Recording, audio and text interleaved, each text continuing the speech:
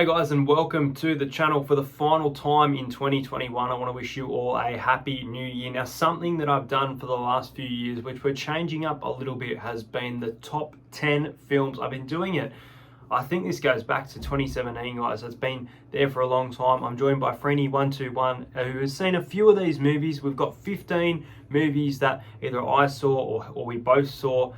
Movies like Black Widow will not be included as I didn't get a chance to watch it. But let's get into this, guys, and I'm really excited to speak about the movies that did come out in 2021.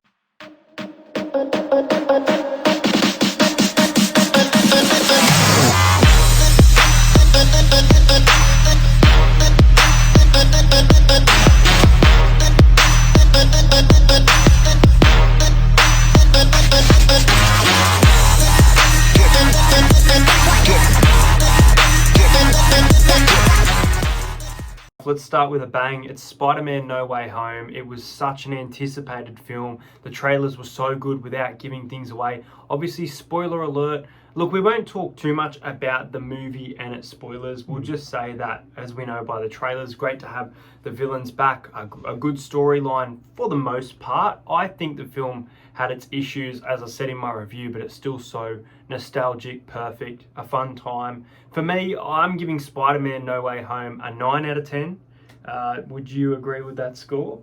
I'd give it, it wouldn't be below a 9, but I'm going to give it a 10. But yeah, I can see if people would think 9.5. But in my eyes, it was a perfect Spider-Man movie they could have done. Do you think it's the best Spider-Man film of all time? I think Spider-Man 2, but... It's up there in the top 3. Or maybe top 2 even. Top 2. Well, the next film is Eternals. So let's talk about this one. I didn't like this film at all. I'm sorry, I'm a huge Marvel fan, and I can understand, look, the actor, I forget his name, from Bodyguard, he was good in his role. There were some good moments.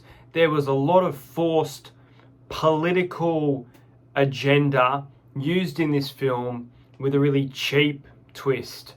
And I cannot give this film a good rating. Eternals, for mine, is going to get a 3 out of 10. I was very disappointed. Let's go. What did you think of Eternals? Eternals is the worst movie I have ever seen. I would, in Marvel, if you ever see this, you should be embarrassed. That movie was dog. It was just, no, like, I'm giving it a 1 out of 10. I don't even want to talk about it. Let's get on with the next one. Well, the next one is The Guilty with Jake Gyllenhaal. Let's get into that. See, I didn't mind this film. From the trailer, I think I did expect more from it, but I still think it was a really good story. I think some twists and turns got to me. Look, there were parts where it got like, not made you sleepy because you were still invested with it, but I feel like it could have been better. It's a typical kind of Netflixy film where you enjoy it, but there's issues. I'm going to give The Guilty a 7.5.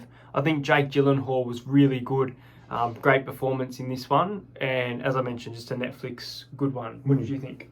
It was a movie that had to get you thinking. You probably would only watch it maybe twice, not even that, because you already know what would happen. Jake Gyllenhaal did well in that movie.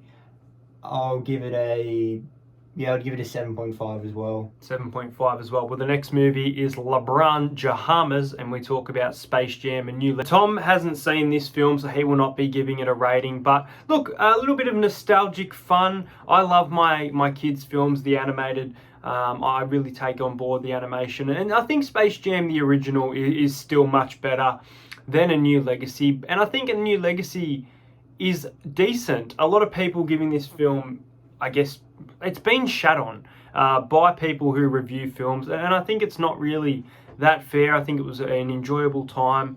I thought LeBron and his son, nice interactions there. Good storyline, a few little cameos from different people. I won't spoil it. I'm going to give Space Jam A New Legacy a 6 out of 10. The next film is Free Guy with Ryan Reynolds. Now, look, it's a decent film. It's on Disney+. It's short, but it feels like a long film for some reason. I think it's around the same as Space Jam personally. A lot of people rating this one really high, and I can see why in regards to the storyline and the way it's been done. Ryan Reynolds is great, and there's some cameos just like Space Jam. I'm going to give it a 6 out of 10. Did you enjoy this one more than me? It was good, but it wasn't like it could. They could have done it better, I feel.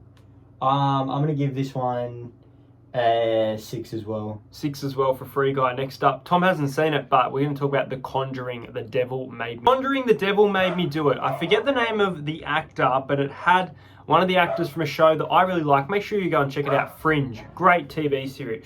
And Ed and Lorraine Warren, we've seen 2 films. They're progressing. I liked The Conjuring 1. I loved The Conjuring 2. And I think The Conjuring 3 was really good. I obviously won't spoil it because he hasn't seen it. And for you guys, I won't spoil it. But it feels like a really, really good horror. And it kind of works, not in the sense of realistic, but it is a ton of fun. I'm actually going to give The Conjuring, The Devil Made Me Do It a 7.5 out of 10. Now, because I haven't seen this film here, and this is Tom's little segment, I won't include a title change, but we're going to speak about this one. I got to get around to watching it because I've been told to get around to watching it, but I haven't watched it. Marvel again. Shang-Chi. Shang-Chi. You liked this? Yes, that was I didn't have good expectations for the movie. I saw the trailer and I was like, maybe not. I only watched it when I saw it was on Disney Plus. It was great. I'll give it an 8. There's some cameos from some other Marvel people in it. I won't spoil it if anyone else hasn't seen it, but there's definitely going to lead into a second one, which will be good. So yeah, an 8.5 for this movie. Next film is The Hitman's Wife's Bodyguard. Now, Selma Hayek, Ryan Reynolds, and Samuel L. Jackson. This was a really good movie. I love the first movie, and I still probably think the first movie is better, but I really did enjoy this. I think it was a great sequel. I was really looking forward to it as well. I'm glad that they didn't stuff it up, and I'm hoping they make it into a trilogy. So it's a nice little trilogy there, but we'll see. I'm going to give this one an 8 out of 10. Tom has not seen it, and you've got to watch it, man. It's a good one. And we both have very different opinions of this one, and it is A Quiet Place 2. Now, I really, really liked the first movie, once again directed by John Krasinski. A good story, and I guess there's more answers than questions. There's a bit of both, but I guess a lot more is answered. You get a bit of a backstory. But in my opinion, I didn't like the film. I was looking forward to it. I had a good time whilst in the cinema, but as a movie overall, the pacing and the jumpiness, as well as some of the explanations for different things, I'm not a fan. I might give it a rewatch and see how I feel after rewatching, but I'm going to give this film a 5 out of 10. Okay, this movie, I liked how at the start, spoiler if you haven't already seen it, but it's been out for a while, how they showed how, or whatever the aliens or creatures, whatever they are, how they came to Earth and that. It was more on edge than the first one. I'm going to give this an 8 out of 8.5. Yeah, it was... Sorry. Next film, I absolutely loved the first Don't Breathe film. I thought Stephen Lang did a fantastic job, and I thought... who was it? Clay from 13 Reasons Why. I forget the actor's name. He was in the first one, not in the second one, spoiler alert. Again, like A Quiet Place, it has more answers than questions. I was a little bit disappointed with the film though. I definitely think it's better than A Quiet Place. It is very violent as well, which I kind of liked that aspect of it. And it almost, I thought it was a prequel, but it obviously was a sequel. Just the way they set it up kind of seemed like it could be a prequel. Look, I'm going to give this one a 6.5 out of 10, but I know that you have a higher rating. Yeah, this one, as I said for the other movies, it's better than the first one, I feel. A lot more violent and more action in it, which is good, because the first one's kind of slow, but it's good. This one, I'm going to give it a 9. A 9. There you go. Huge rating there. Next up, we're going to be speaking about Fast and Furious 9. The next film, Fast and Furious 9. John Cena makes his, I was about to say MCU debut, but it's, what do you call the Fast and Furious franchise? It's just becoming its own thing. Spoiler alert, it's been out for a long time, like Tom said before. We go to space. We finally go to space after everyone joking about it. You know what? I like this film. I think that the flashbacks to when Dom and his brother, I forget the character that John Cena plays, his brother's name. It's Jacob. Maybe Jacob, yeah. Fantastic scenes between them and great flashbacks and going back. I would love to see a prequel based on the actors that were in that role. It was really, really good story. There were definitely some stupid moments, and there always is in Fast and Furious films, but overall, I had a really good time in the cinema. I'm going to give this film a 7.5 out of 10.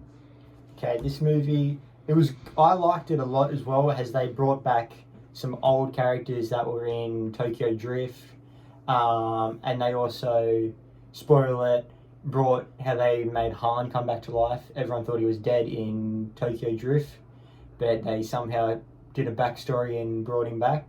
Yeah, the John Cena in there, that was pretty good.